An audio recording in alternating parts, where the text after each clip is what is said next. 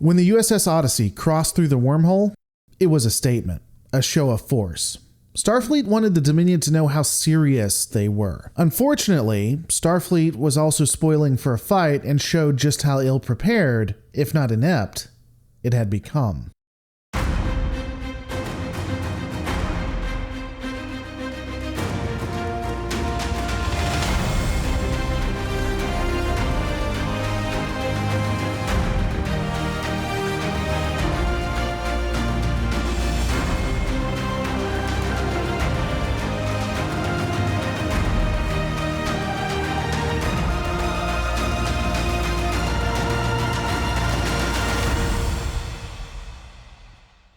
Before we get completely into the battle breakdown proper, I think it's appropriate to discuss the Dominion's claim of owning the entire Gamma Quadrant. A lot of people seem to have issues with this, and I can understand to a degree. However, owning territory is relative. Those who say the Dominion can't own a quadrant would likely say that Starfleet can own a parsec, sector, or system. If they don't think any area can be owned, then we really don't have any conversation to be had. I get that a quadrant is excessive. It's like a government saying they own a hemisphere, if not the world. It doesn't mean it isn't possible. Additionally, even if we still assume you can't own a quadrant, there is no reason to believe that the Dominion does not own the area around the wormhole. Remember, there is no solidly canon map of what the universe looks like. According to the Dominion, their side of the Bajoran wormhole is claimed. In fact, I would argue that the Dominion had more right to encroach on Bajoran and Starfleet space to reinforce its newest protectorate, Cardassia, later in the series, than Starfleet does to simply explore space right now. Starfleet admits it has no rights here.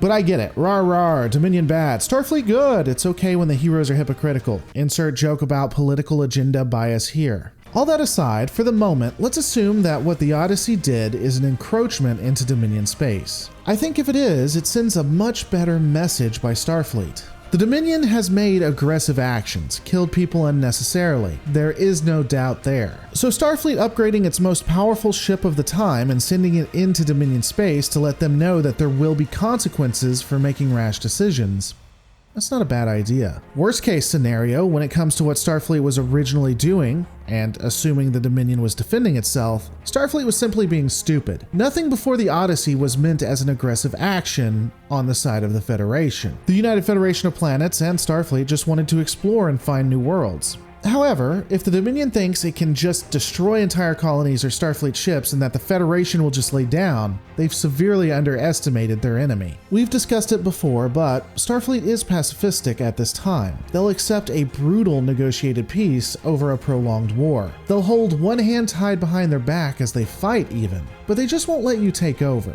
And the more you push, the less they are willing to compromise. Governments really should think twice before they push the members of Starfleet to the thin ice. We'll talk about how Starfleet was pushed to the thin ice and the destruction of the Odyssey after this.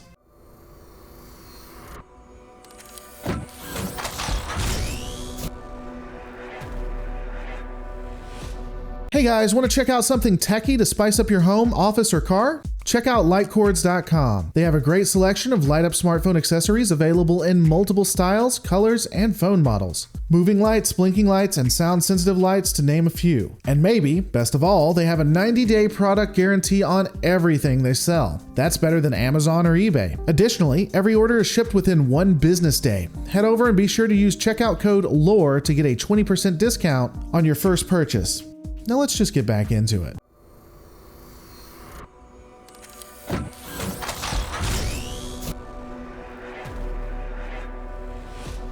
So, send the Odyssey with an escort through the wormhole? Starfleet would. However, as I've alluded to, while this was possibly a good message to send, Starfleet lost itself for a while as well. The Odyssey is sent to confront the Dominion. What would make sense would be to attempt diplomatic conversations. You send a ship that can take a beating and then ask to talk. However, the Odyssey didn't do this. They went in shooting. They were spoiling for a fight. From everything we see on screen, the Odyssey doesn't even attempt negotiations. It is possible they tried it off screen and we only see the battle, but it's also possible that they encountered unicorns that told them that Discovery was in canon continuity and a part of all the series, and that was kept off screen as well. So I'd be careful about how often we use that excuse. Looking at the battle itself, it's actually very impressive for a Galaxy-class starship. Historically, ships of this type couldn't really take a beating. They'd only be able to take 1 or 2 hits with the shields down, and that's usually game over. However, the Odyssey takes an intense amount of pounding and is only destroyed due to a kamikaze attack. The battle starts out with the USS Odyssey and 2 runabouts, the USS Mekong and USS Orinoco. A third runabout, the USS Rio Grande, was not able to fight due to plot. Initially, the Odyssey would try to provide a screen so that the runabout, again the USS Rio Grande, could get away. However, the Rio Grande was diverted in an attempt to find Captain Sisko. The Odyssey and its support craft would buy the Rio Grande 10 minutes. I've alluded to it before, but this fight doesn't exactly go half bad for the Odyssey. The ship is woefully ill-prepared, true, and we'll get to that, but it does take an absolute beating. Given how much damage this thing takes, I wonder if it was given a blade of armor. They do say that the Galaxy class had some upgrades to it. Regardless of whether it did or not, when the Jem'hadar ships are in range, the Odyssey's captain orders attack formation Delta.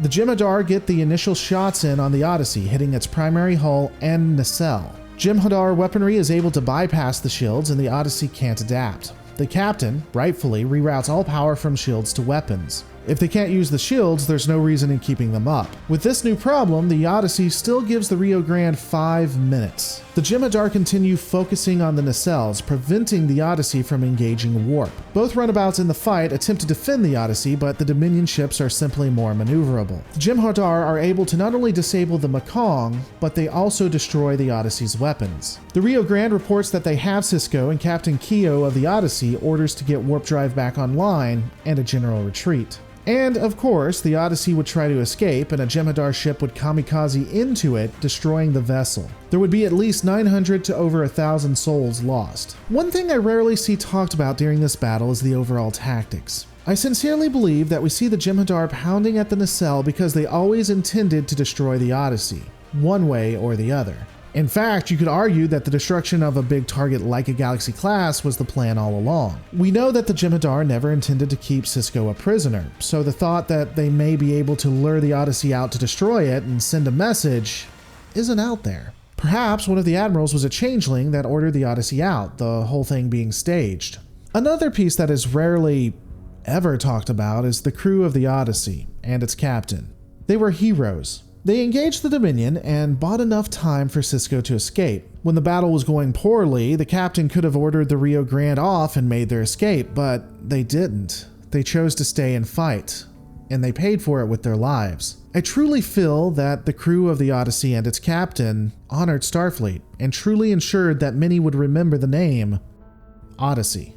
Also, let me address something here. I have historically talked about how ill-prepared Starfleet was, how they got those people killed, how the Galaxy class couldn't stand up to what was brought before it. This confuses a lot of people. Commenters will state the obvious, that the Jem'hadar could bypass the shields. But yeah, that's the point that I'm trying to make. The weapons that the Jem'hadar use aren't unknown to Starfleet, and Starfleet admitted they didn't like to make ships of war. It is possible that had Starfleet actually considered itself a military and built ships with that notion, this wouldn't have happened. The most powerful ship of the fleet couldn't stand up to Jem'hadar fighters. And we know that Starfleet will be able to innovate to defend against these weapons. It's not like they didn't know how. And I truly believe that part of this is due to the fact that Starfleet stopped innovating. They forgot they were a military organization. A lot of people think I'm somehow an apologist for the Dominion, being edgy to be edgy or trying to rewrite history. You know, it's really easy to judge something when you know how the story ends and you're biased towards the good guys. Up to this point, the series tries to tell us that the Dominion is evil and that they will end all things. However, I'm judging them by what we've seen so far and no further. Is the Dominion evil? Probably. Authoritarian? Definitely. Xenophobic? You bet. But I'm doing no favors if I pretend the Federation and Starfleet haven't made mistakes. If I don't hold them to the same standards I hold the Dominion. Starfleet botched this entire affair from beginning to the destruction of the Odyssey and on. And their near incompetence would lead to events that would result in events that almost cost them the Alpha and Beta quadrants. However, we'll get more into that next time as we take a look at the Dominion Cold War.